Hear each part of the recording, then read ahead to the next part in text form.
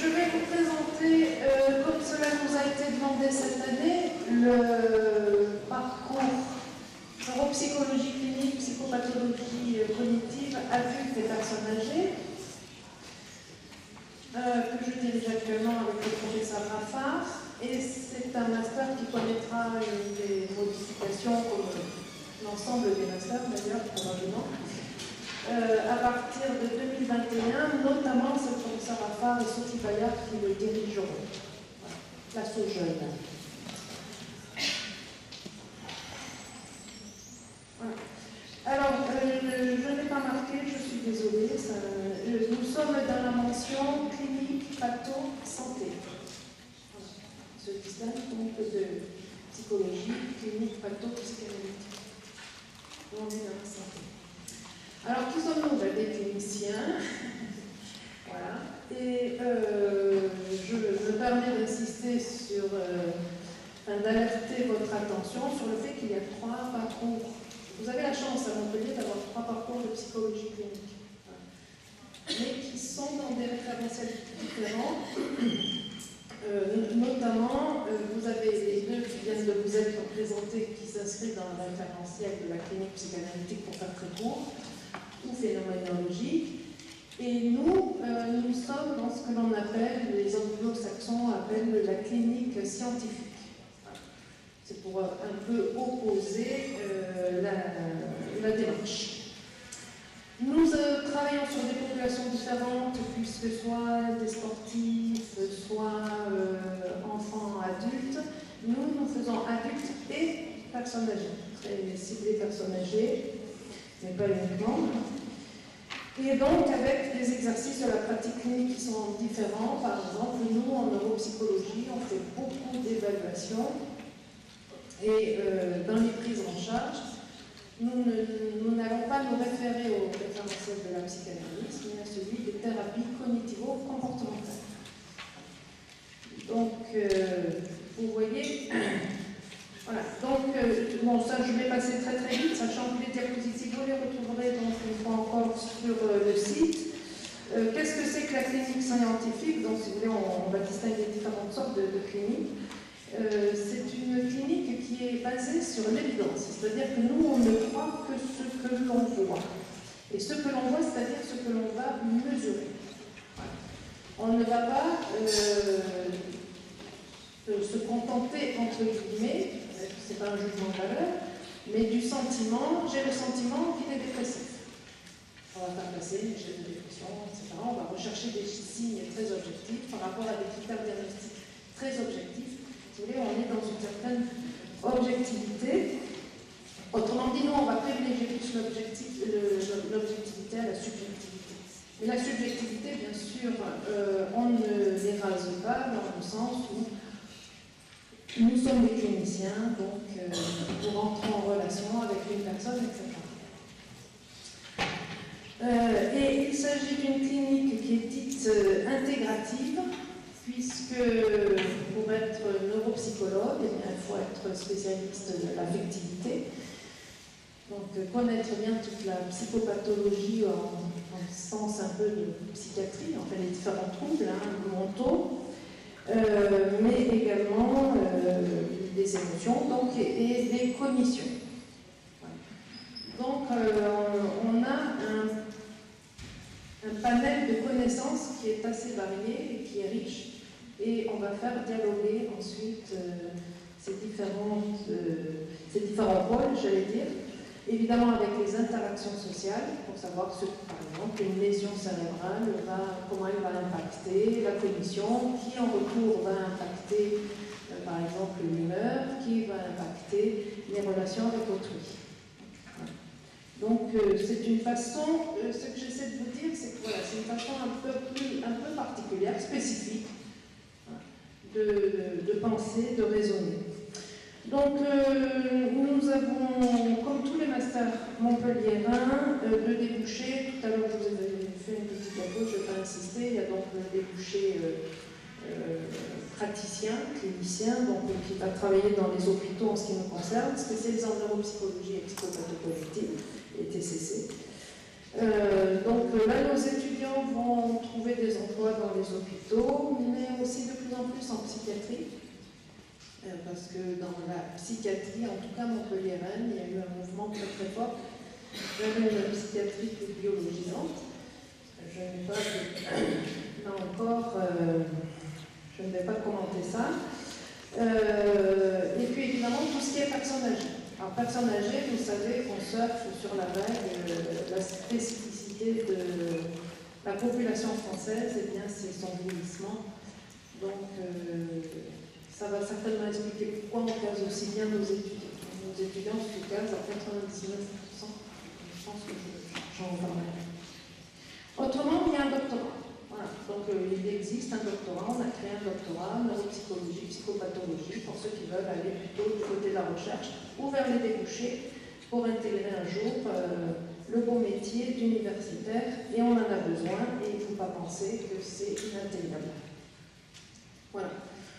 Donc, j'allais dire un peu comme Brigitte Leroy-Brimont, hein, dans la criminalité professionnelle, de nombreux secteurs, de lieux d'exercice.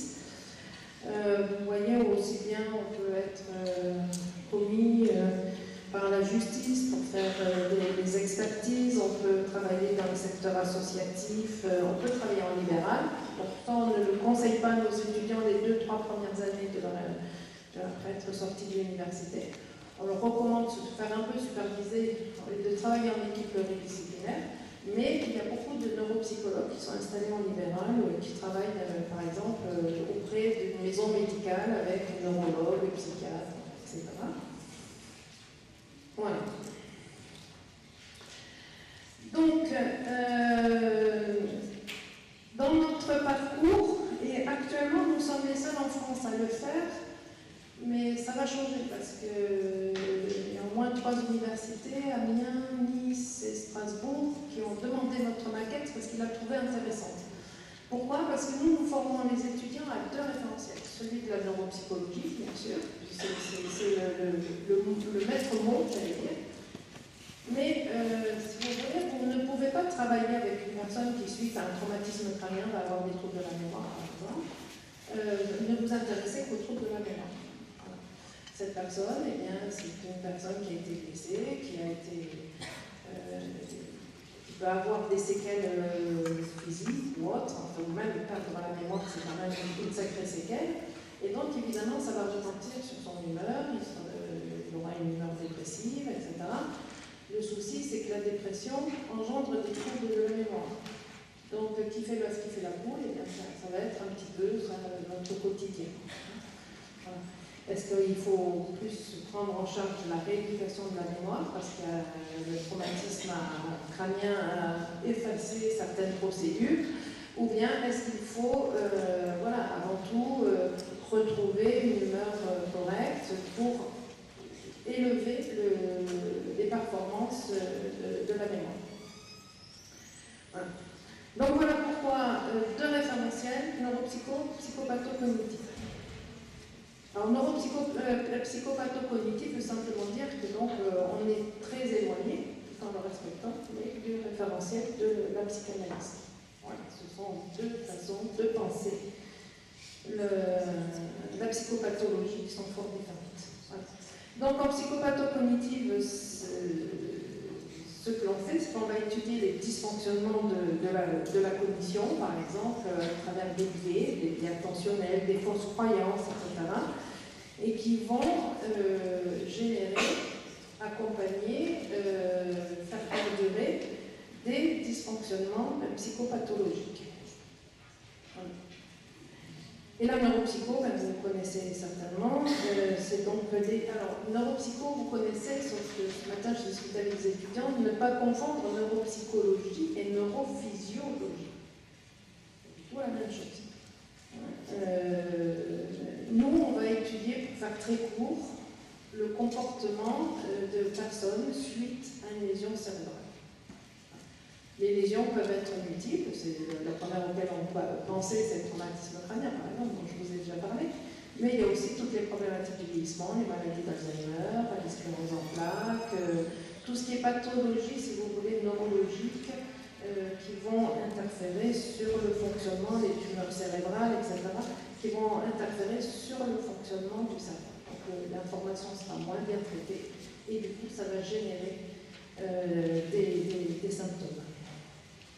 Voilà, donc aussi bien des pathologies psychiatriques aussi, ça c'est un peu plus récent, hein, mais on s'aperçoit par exemple dans l'autisme, on s'aperçoit dans la schizophrénie, bien que l'enfant autiste, le schizophrène, n'ont pas des cerveaux qui fonctionnent comme le vôtre ou bien le mien, et c'est ces dysfonctionnements-là qui vont générer, par exemple, les difficultés à reconnaître les émotions faciales chez le schizophrène d'autrui, et qui vont donc expliquer certains traits pathologiques, notamment de ne pas plus pouvoir communiquer correctement avec un alter ego. Voilà. Donc le programme, il y a une brochure qui est mise sur l'UFR5. Et ce matin, j'étais avec une étudiante, on avait un peu de mal à la trouver, donc je ne sais pas où elle est plantée, mais non, elle existe. Vous allez sur le site de l'UFR5. Je pense qu'on a tous plus ou moins mis nos brochures. Évidemment, il y a des données théoriques et en ce qui nous concerne, on va baser. Alors, il y a une progression pédagogique entre la L3 et le L2, bien sûr. En L3, on va poser les bases de la neuropsychologie, donc on va faire tout ce qui est neuroanatomie, neurovascularisation, mais pas que, mais aussi toutes les méthodes de travail en neuropsychologie.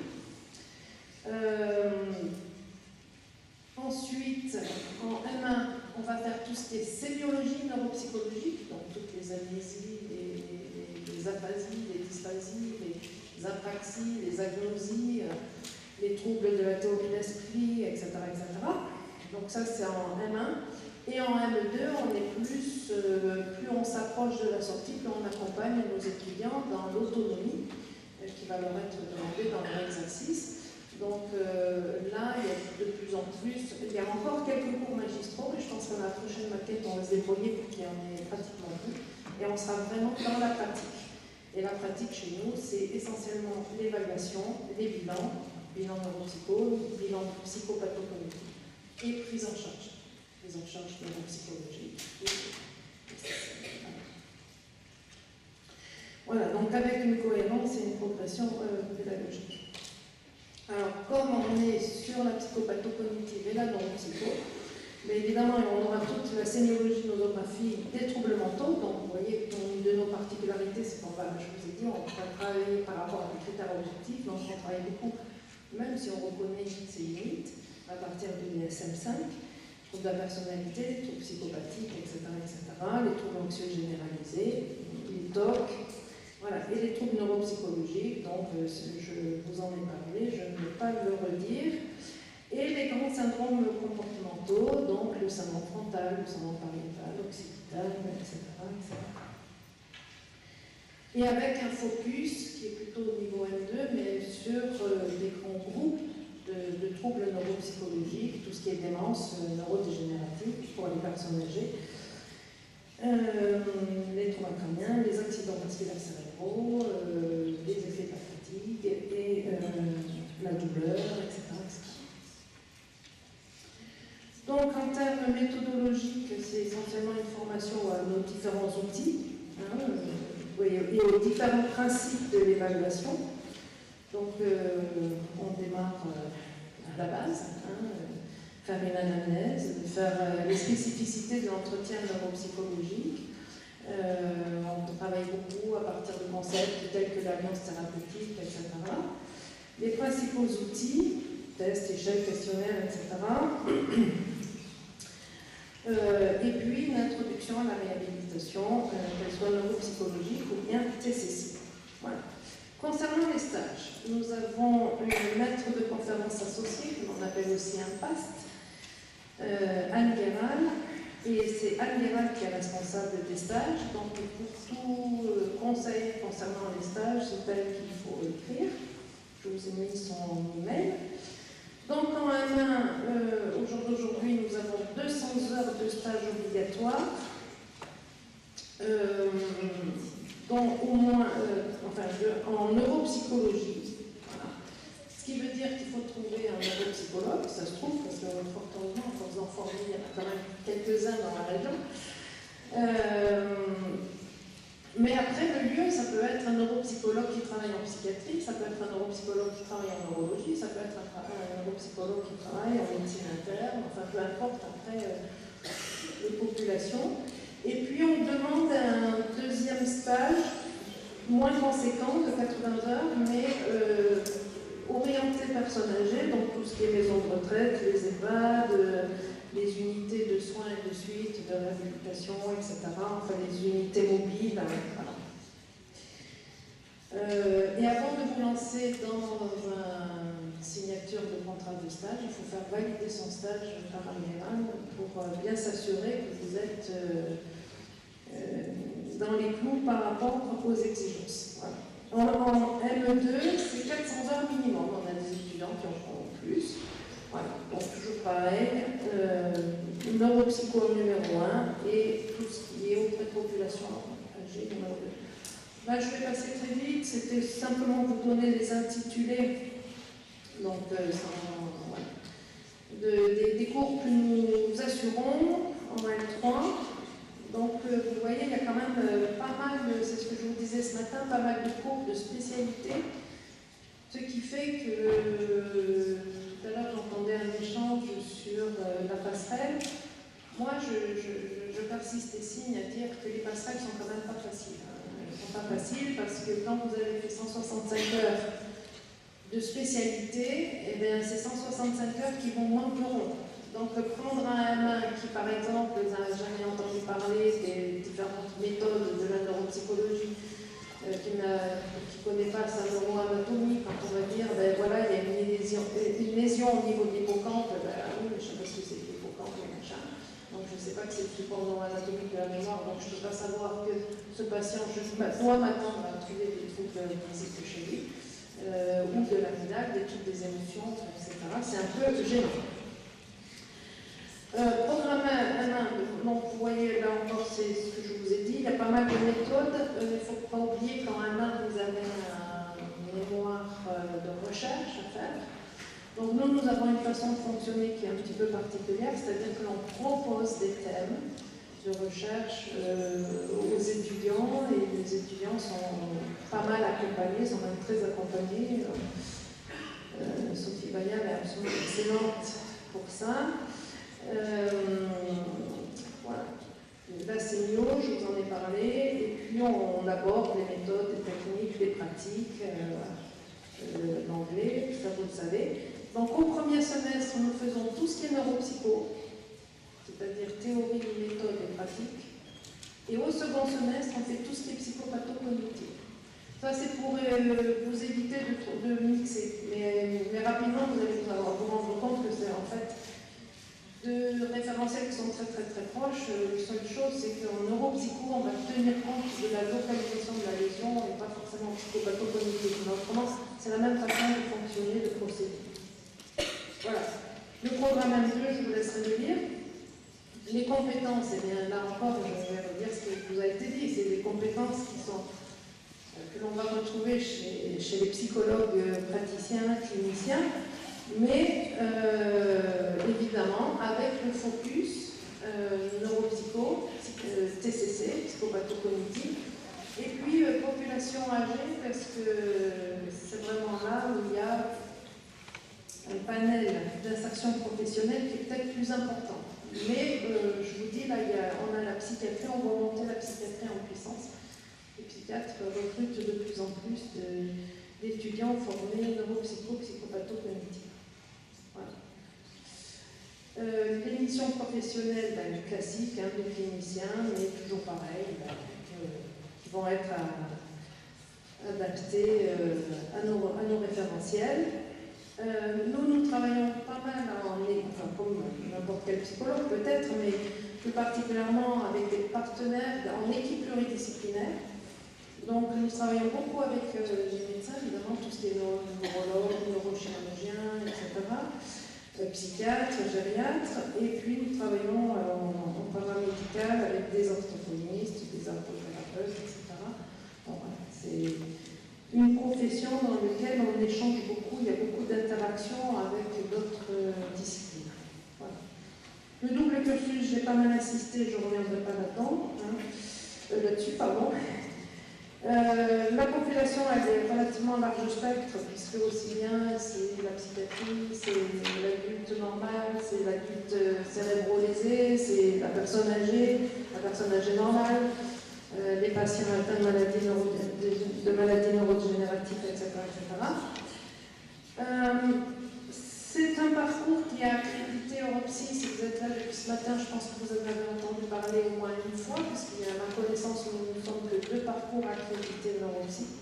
Donc c'est un Europsy voulant dire que vous pourrez, à la condition de suivre la procédure Europsy qui va consister à faire une année de supervision, mais cette année de supervision, vous pouvez très bien la faire en étant en poste.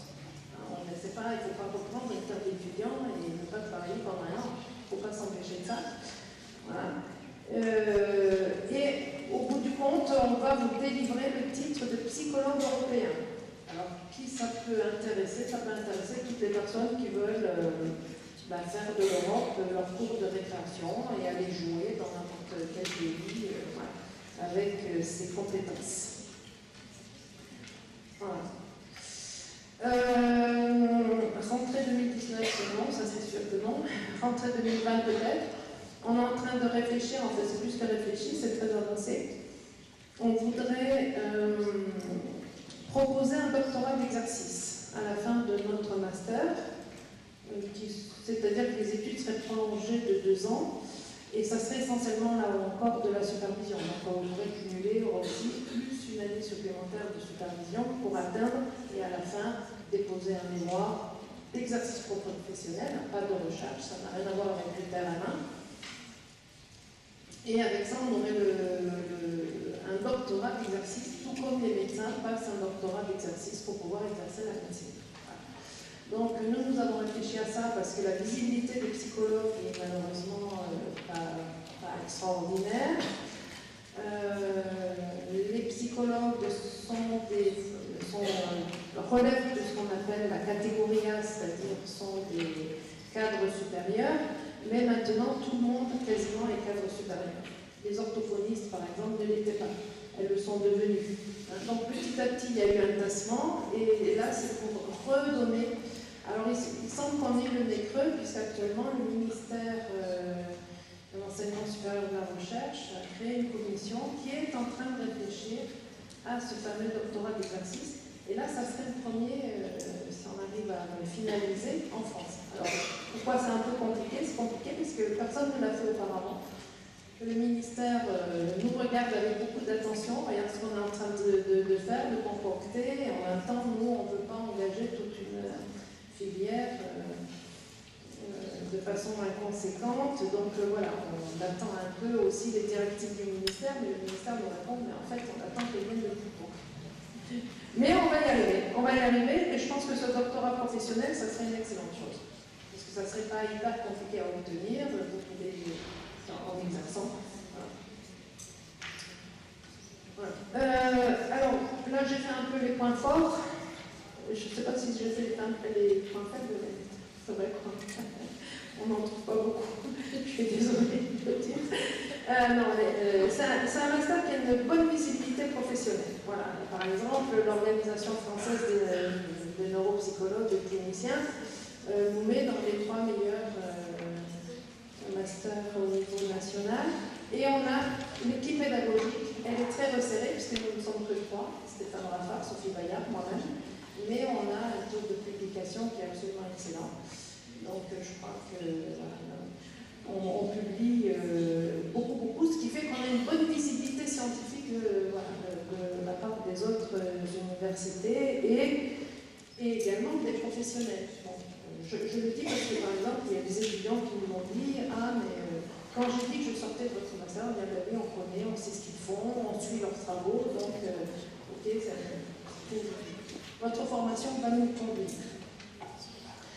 Bon, le plus, c'est ce double cursus, parce que soit ça nous permet de travailler. On a des étudiants, là, j'ai fait une enquête récemment, qui travaillent vraiment comme psychopathologues, et pas du tout neuropsychologues. Il y en a d'autres qui travaillent psychologues et pas du tout psychopathologues. Et il y en a d'autres qui, dans leur exercice au quotidien, allient les deux. Donc ça ouvre le spectre, évidemment, de l'insertion professionnelle. Il y a le titre, il y a le doctorat, j'espère qu'on l'aura. L'insertion professionnelle, j'ai fait l'enquête pour ces 5 dernières années, elle était de 99% parce qu'on a un étudiant sur les 100 et quelques, enfin un ex-étudiant qui ne nous a pas répondu, mais autrement on aurait presque le taux plein, et il trouve très rapidement. C'est-à-dire que là, déjà, on a des étudiants qui ne sont pas encore diplômés et qui ont déjà trouvé. Parce qu'il y a une forte demande de spécialistes formés dans ces domaines et sur ces populations un peu spécifiques. En plus, l'approche intégrée, l'approche globale est un peu à la mode, parce que c'est pas forcément qu'on est les meilleurs, c'est aussi qu'on correspond à des attentes sociétales. Voilà, c'est un parcours de taille humaine puisqu'on a 25 places, soit formation initiale, soit formation continue, on prend les deux. Et comme on n'est que 3, c'est facile à échanger entre nous. Et je dois dire qu'il y a un très bon suivi de nos étudiants. On connaît vraiment bien nos étudiants, ils nous connaissent bien, on est disponible, donc ça fonctionne bien. Donc avec cette équipe pédagogique qui est resserrée. Et ça passe pour être un master qui est dans la gestion et la coordination grâce à mes collaborateurs. Et voilà. Alors nous avons une spécificité, c'est que nous sommes installés à Saint-Charles. Voilà. Donc c'est juste en face de l'arrêt du tram Place Albert Ier. Donc les M1 ont une salle, les M2 ont leur salle, là-bas. Voilà. Alors peut-être, il faut quand même bien amener quelque part, parce que ce que je vous vends, entre guillemets, c'est peut-être un peu... il faut savoir que c'est un parcours qui est évidemment exigeant, hein, parce qu'il y a beaucoup de connaissances à acquérir, puisque c'est une double formation. Voilà. Il y a une sélection qui est drastique, mais qui est comme dans tous les autres masters. Hein. Si vous arrivez à accéder à la brochure, moi j'ai mis très clairement dans la brochure les différents points sur lesquels on va vous évaluer, mais que vous retrouvez ici sans qu'ils ne soient développés. C'est selon différents critères qui ont été votés dans les grands conseils de l'université. Donc il y a la qualité du cursus. Alors, évidemment, il vaut mieux valider ces semestres à 12 plutôt qu'à 10,1. L'adéquation du parcours antérieur, c'est là où je vous dis que évidemment on va choisir de façon préférentielle ceux qui auront fait la formation L3 avec nous, parce que c'est eux qui seront le plus en adéquation avec les enseignements M1 et M2. La qualité du projet professionnel, donc là ça va avec la lettre de motivation, enfin on demande de les distinguer. Voilà, lettre de motivation, ça s'écrit avec ses tripes, hein. Pourquoi? Alors, éviter, je vais être psychologue parce que j'aime l'écoute. Bon, ça va pas. Au début, ça s'appelait, mais maintenant, ça nous irrite un peu. Donc, essayez d'aller chercher. Mais pourquoi? Et n'oubliez pas, pourquoi? C'est un peu ce que vous disiez quand un jour, hein, bien répondre aux questions. Et pourquoi je vais être neuropsychologue? Et pourquoi psychopathologue? Et quand vous lisez notre brochure, je pense que vous allez trouver des arguments sur la prochaine partie, sur ceci, sur cela. La motivation, c'est la lettre de motivation, hein, tout simplement. Et la qualité des expériences et compétences, nous, on fait référence ici au stage. Donc, nous faisons partie des rares parcours, mais je pense que tous les cliniciens maintenant nous sommes abonnés à la même école, à demander à nos étudiants L3 de faire, en ce qui nous concerne, c'est 80 heures minimum de stage en neuropsycho. Alors, ce n'est pas obligatoire, on ne peut pas vous obliger, mais sachez que ça rentre dans les critères de sélection et qu'évidemment, celui qui a fait 80 heures en neuropsycho, il va se taper X dizaines de points de plus qui, évidemment, peuvent faire remonter dans un classement. Voilà. ben, il n'est pas fait pour les chasseurs de Pokémon ou pour les aficionados de Facebook. Parce qu'en plus, si vous croyez qu'on ne sait pas ce que vous êtes en train de faire, parce que vous nous prenez pour des imbéciles, on sait très bien quand vous êtes sur Facebook. Donc voilà, ce que je veux dire, c'est que c'est à la fois un parcours exigeant mais qui est passionnant. Enfin, en tout cas, nous, on l'enseigne avec passion. Voilà. Voilà, et ça, c'est juste pour que vous puissiez retrouver la brochure.